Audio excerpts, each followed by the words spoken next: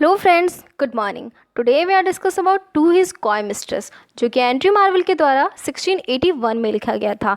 इनकी मृत्यु के बाद ये पोएम पब्लिश किया गया था 1681 में। सबसे पहले मैं एंड्रयू मार्वेल के बारे में डिस्कस कर देती हूँ। एंड्रयू मार्वेल जो है एक मेटाफिजिकल पोएट है।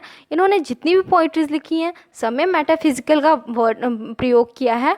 और इनका जन्म होता है 31 मार्च 1621 को। ये बिलोंग करते हैं इंग्लैंड के एक सेडेड एरिया से। और इन्होंने जितनी भी पोएम्स लिखी हैं वो सारी की सारी पोएम जो हैं ह्यूमन के ऊपर, रिलीजन के ऊपर और हमेशा नेचर बेस्ड पोएम लिखी हैं।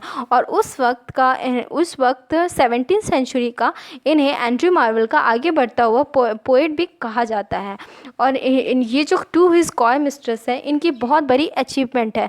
इन्हें इस पोएम के लिए बहुत सारे प्रेज़ मिले। और इनकी पोएट्रीज़ को जनरली जितने भी पीपल थे वो लाइक किया करते थे, क्योंकि ये हमेशा एक नेचर बेस्ड पोएम लिखा करते थे जिन्हें सारे जो पीपल थे वो लाइक किया करते थे। और इनके पोएम को बहुत सारी सराहना मिला करती थी। और लास्टली इनकी मृत्यु हो जाती है 16 अगस्त 1678 को। अब मैं आती हूँ टू हिज कॉय मिस्ट्रेस के पोएम के ऊपर। टू हिज कॉय मिस्ट्रेस जो है एक बहुत अच्छी पोएम है, फैंटास्टिक पोएम, जो कि लिखी गई है एंड्रयू मार्वेल के द्वारा। ये पोएम जो है एक मेटाफिजिकल पोएम है। इन्होंने इस पोएम में जो पोएट हैं वो ये बताते हैं, वो अपने बिलव के बारे में इस पोएम में डिस्कस करते हैं। इस पोएम में वो कहना चाहते हैं कि काश मेरे पास, वो कहते हैं कि मेरी जो बिलव्ड है इस वर्ल्ड की ही नहीं, इस यूनिवर्स की ही नहीं, सबसे खूबसूरत, इस पूरे यूनिवर्स, इस पूरे वर्ल्ड की सबसे खूबसूरत लेडी है, जिसका कंपेयर किसी से भी नहीं किया जा सकता है। और वो इस पोएम में अपनी जो बिलव्ड है उनकी तारीफ़ कर रहे होते हैं।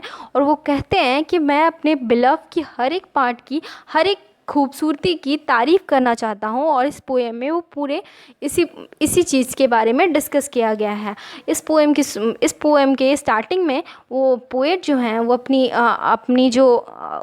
अपनी रिकॉर्डेड फीलिंग, उनके अंदर का जो फीलिंग है वो कहते हैं, अपने बिलव के बारे में कहते हैं कि मेरी जो बिलव्ड है, मेरी जो प्रेमिका है, वो इतनी ज़्यादा खूबसूरत है कि उन इतनी ज़्यादा इम्प्रेसिव है कि उनसे कोई भी मोहित हो जाए और कोई भी उन्हें अपना बनाना चाहेगा। उनकी कंपेयर मैं किसी से भी नहीं कर सकता। और वो कहते हैं कि जो उनकी खूबसूरती, उनकी जो सुंदरता है, उनका जो विचार, उनका जो क्या बोलते शुद्धता है, वो गंगा रिवर की तरह है। और गंगा रिवर से अपनी बिलव को कंपेयर करते हुए कहते हैं कि वो इतनी ब्यूटीफुल है जैसे कि गंगा रिवर का कोई भी अंत नहीं है। उसी तरह मेरे बिलव्ड का और मेरे प्यार का कोई अंत नहीं है। और इस पूरे पोएम में अपने विशालता, मतलब अपने प्रेम को, एक गंगा रिवर जो विशालता का प्रतीक है, उस तरह वो अपने प्रेम को दिखा रहे होते हैं। इस पोएम के फर्स्ट स्टैंजा में वो पूरे लाइन में यही दिखा रहे होते हैं, गंगा रिवर से कंपेयर करते हुए।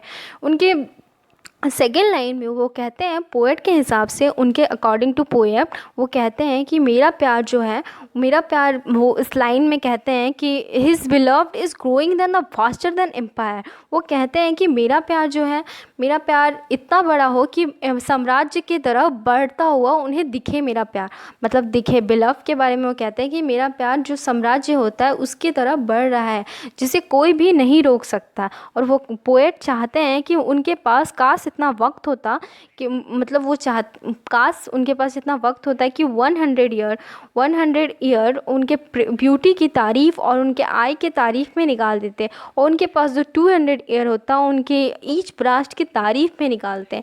और उनके पास जो फॉलोइंग ईयर्स बचते हैं, जो उनके पास रेस्ट ऑफ टाइम बचते, उनके हर एक बॉडी के पार्ट के प्रेज़ करने में, उनकी तारीफ़ करने में निकाल देते हैं। और वो कहते हैं कि उनका जो प्यार है बहुत ज़्यादा प्योरिटी है, गंगा रिवर की तरह। और उन्हें कोई भी उनके प्यार पे कोई भी मैलापन और कोई भी दाग नहीं आ सकता। और अपने बिलव के बारे में ये सारी चीज़ें कहते हुए कहते हैं, लास्टली वो कहते हैं कि काश मेरे पास इतना पॉसिबिलिटी और मेरे पास टाइम होता कि मैं अपने वेजिटेबल लव, वो अपने प्यार को मतलब अपने लव को वेजिटेबल लव कह के पुकारते हैं। वो कहते हैं माय वेजिटेबल बिलव्ड। उसके बारे में वो कहते हैं कि काश मेरा वेजिटेबल बिलव्ड जो होता मतलब होती, उनके बारे में मैं उनके बारे में सामने जाकर मैं सारी फीलिंग शेयर कर पाता और मैं इतना टाइम दे पाता उनकी प्रेज़ और उनकी ब्यूटी की प्रेज़ मतलब सराहना करने के लिए कि काश उन्हें समझा पाता कि आप कितनी खूबसूरत हो। और लास्टली वो कहते हैं कि मेरे पास इतना टाइम नहीं है, और वो कहते हैं कि मेरे पास इतना टाइम नहीं है कि मैं उनकी ब्यूटी को प्रेज़ कर सकूं, उनकी बॉडी के हर एक पार्ट को तारीफ़ कर सकूं। और वो कहते हैं उनके मन में लालसा जलती है, एक लालसा उठती है, एक आकांक्षा पूर्वक उनके माइंड में एक उत्पन्न होता है कि काश मैं इस जो समय में पंख लगा हुआ है उसे विंग्स को रोक पाता और इस जो समय बीतता जा रहा है उसे रोक कर मैं उनके प्रेज़ को बचा पाता और उनकी जो वर्जिनिटी है उन्हें भी बचा पाता। और इनके जो उन्हें जब वो ग्रेवयार्ड में चली जाएंगी और उनके कीड़े उन्हें वॉर्म्स खा रहे होंगे तो काश मैं उन्हें गले लगाकर जब वो जिंदा होती तो उन्हें गले लगाकर उनके खूबसूरती को प्रेज़ कर पाता।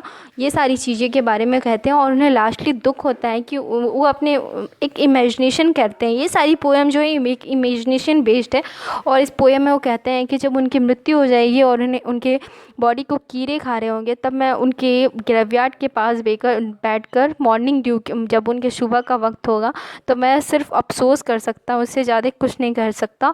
और इस पोएम को सिर्फ इमेजिनेशन के ऊपर ये पोएम ख़त्म हो जाती है और पोएट अपने फीलिंग्स को मतलब बता नहीं पाते हैं। और इस पोएम से हम कह सकते हैं वो एक बहुत अच्छी पोएम है और एक ड्रामेटिक क्वालिटी है इस पोएम के अंदर जो पूरी की पूरी ब्यूटी और प्रेज़ के ऊपर डिफ़ाइन की गई है। एक मतलब प्रेमिका के बारे में अपने बिलव के ब्यूटी के बारे में बताते हैं। इस हिसाब से ये पोएम बहुत अच्छी योग्य पोएम है। Thank you friends, I hope you like my videos.